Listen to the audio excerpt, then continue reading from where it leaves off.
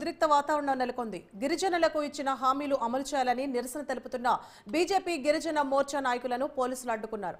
దీంతో ఒక్కసారిగా అక్కడ ఉద్రిక్త వాతావరణం నెలకొంది.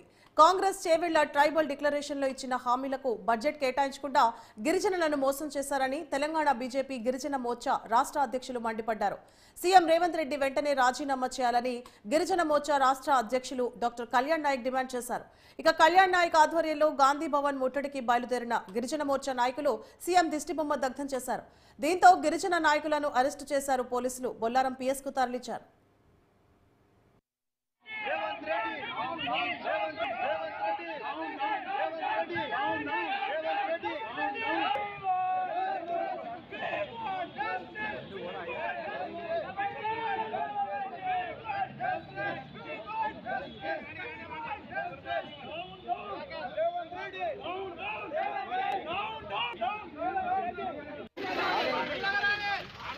డిక్లరేషన్ లోని హామీలన్నింటినీ వెంటనే